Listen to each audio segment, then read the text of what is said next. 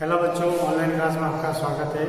BEd प्रथम वर्ष अधिगम एवं शिक्षण इकाई 2 का अध्ययन कर रहे हैं, जो व्यक्तिगत निबंध से संबंधित है। उसमें भी हम संज्ञानात्मक प्रक्रिया के बारे में अध्ययन कर रहे हैं। संज्ञानात्मक प्रक्रिया में हमारे संवेदना, प्रत्यक्षीकरण, अवधान, इन चीज़ों के बारे में हम पढ़ चुके हैं। और उसके बाद जो स्मृति का जो हमारा टॉपिक चल रहा है, यानी मेमोरी, याददाश्त का हमारा जो टॉपिक चल रहा है, याददाश्त में भी हमने परिभाषाएं, अंग, प्रकारों के बारे में अध्ययन किया। आज हमारा जो टॉपिक रहेगा वह है स्मृति के नियम। स्मृति के नियम।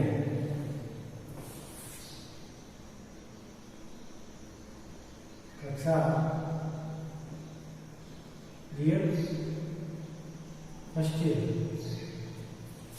विषय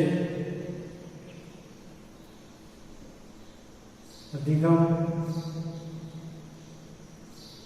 एवं शिक्षण। अधिगम एवं शिक्षण।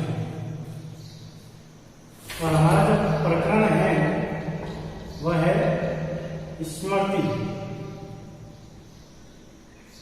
स्मृति के प्रकार। स्मृति के प्रकार, सॉरी, स्मृति के प्रकार तो हो गया, स्मृति के नियम। अब स्मृति के नियम पढ़ने से पहले हम एक बार ये जान लेते हैं कि स्मृति एक मानसिक प्रक्रिया है। स्मृति एक मानसिक प्रक्रिया है जिसके द्वारा मनुष्य अपने पूर्व अनुभवों को मानसिक संस्कार के रूप में अपने अचेतन मन में संचित रखता है। यानी जो भी वो विषय वस्तु को सीखता है, तथ्य को सीखता है, वह सभी स्टोरेज, यानी वो कहाँ पे संचित होती है? अचेतन मन में संचित होती है। यानी शुरू में तो वो चेतनावस्था में होती है, बाद में वो अचेतनावस्था में चली जाती है, क्योंकि उसका उपयोग नहीं होता।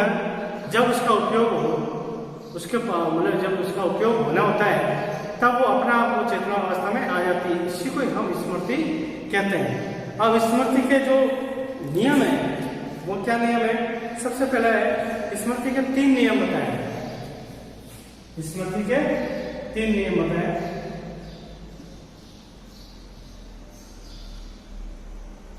तीन नियम कौन कौन से? सबसे पहले है अभ्यास का नियम। अभ्यास का नियम। दूसरा है आदत का नियम। सॉरी, आदत का नियम। आदत का नियम। आदत का नियम।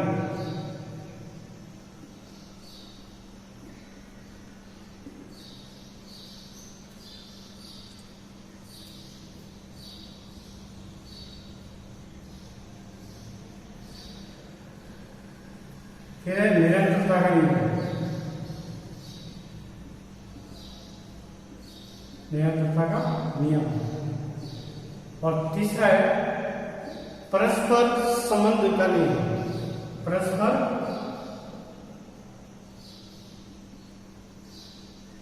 संबंध का नियम। संबंध का नियम। अब आदत का नियम मतलब कि जब किसी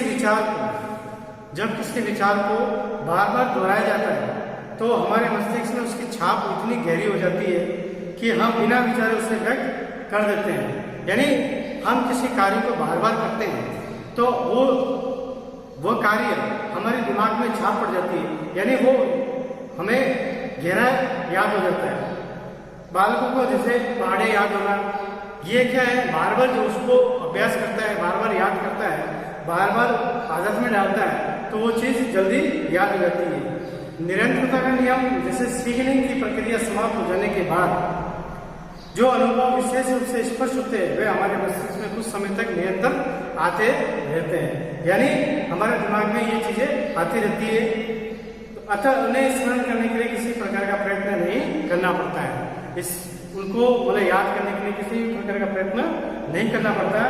किसी दुखद घटना को देखने के बाद हम लाख प्रयत्न करने के बाद भी उस दुखद घटना को नहीं भूल पाते हैं। अब लास्ट है परस्पर संबंध का नियम। अब परस्पर इस नियम को विचार साहचर्य नियम भी कहते हैं। क्या? इस नियम को विचार साहचर्य का नियम भी कहते हैं। विचार साहचर्य यानी एक कार्य दूसरे कार्य से संबंधित होगा तो हमें वो कार्य ऑटोमेटिक याद आएगा, यानी अपना आप याद आता है। इस नियम के अनुसार जब हम एक अनुभव को दूसरे अनुभव से संबंधित कर देते हैं तब उनमें किसी एक का स्मरण होने पर दूसरा स्वयं स्मरण हो जाता है, यानी एक याद करते हैं और वही का वही उससे संबंधित है तो दूसरा कार्य भी अपना आप वो याद हो जाता है, स्वतः ही याद हो जाता है। अब विचार साहचर्य के नियमों को भी दो वर्गों में बांटा है। अब इनको भी दो वर्गों में बांटा है, मुख्य और गौण।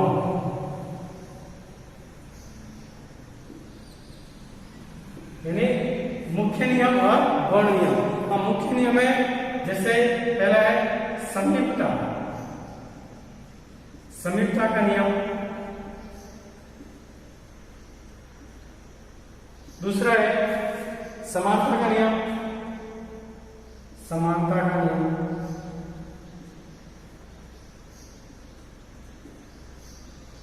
तीसरा असमानता का नियम,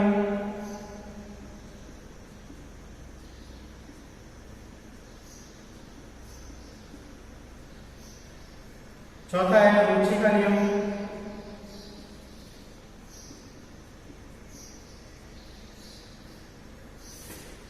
तो ये चार नियम है। यानी मुख्य नियम में समीपता का नियम, समानता का नियम, समानता का नियम, असमानता का नियम और रुचि का नियम, ये मुख्य नियम है। यानी समानता का यानी यदि कोई वर्तमान वास्तविक अनुभव पुराने अनुभव के समान होता है तो वो पुराने अनुभव को स्मरण करा देता है। दिल्ली के लाल किला को देखने का आगरा का किला याद रखना, यानी हम कोई पुरानी चीज अगर याद करते हैं और नई चीजों में मतलब एक संबंध रखते हैं, यानी कोई करीबी है तो वो ऑटोमेटिक याद रहता है। यानी दिल्ली का हम लाल किला याद करें तो आगरा का लाल किला याद रहता है। इसी तरह से असमानता का नियम, ये तो था समानता का नियम। इसके बाद में समीपता, जब दो वस्तु एक दूसरे से संबंधित हो तो वो आपस में अपन को याद रहती है। असमानता का नियम, जो वस्तु एक दूसरे से विपरीत होती है तो भी हमें याद रहती है।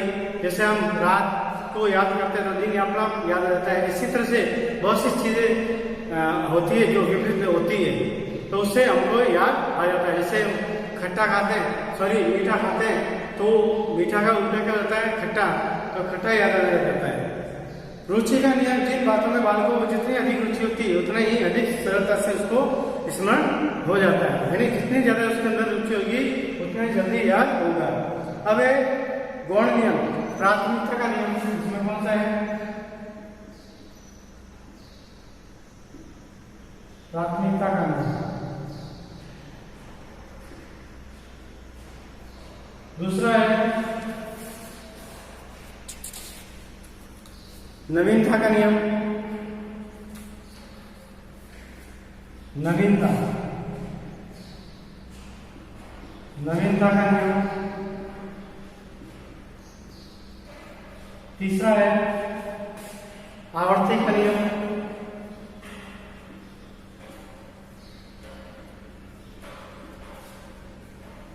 चौथा है स्पष्टता का नियम,